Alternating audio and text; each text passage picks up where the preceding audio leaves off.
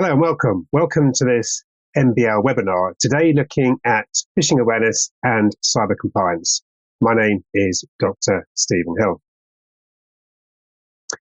I wanted to start the session today really just looking at, for most of you, you will be familiar with phishing attacks. They've been with us for generations. But I just wanted to go into it in a little bit more detail, but also try to explain and explore where we're seeing phishing attacks really starting to be more influential due to the use of enhanced social engineering tactics and the implementation of artificial intelligence.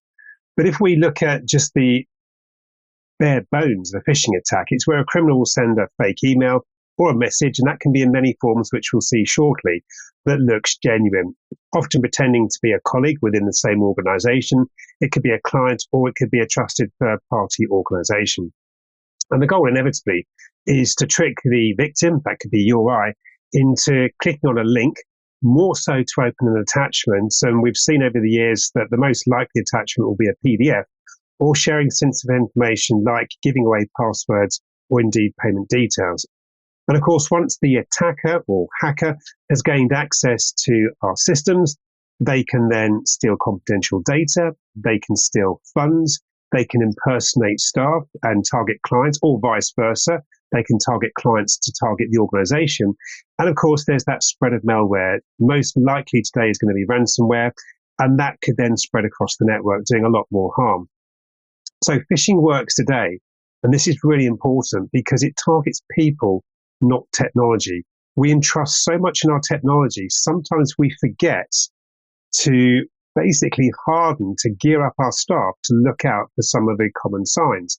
Now, some of those common signs I'll go through in this session, but also we need to think about the future in terms of what about phishing scams which have been generated or implemented using artificial intelligence.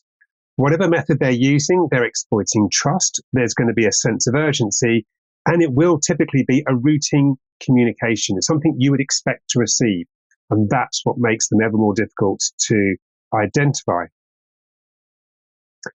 I wanted to share a quote with you here because, again, this really does set the theme of my session today.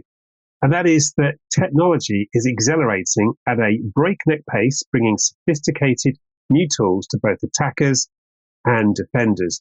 And although attacker tools are evolving, social engineering continues to be the leading tactic used to breach corporate networks. And it's that last segment that's really important for this session. Social engineering continues to be that leading tactic.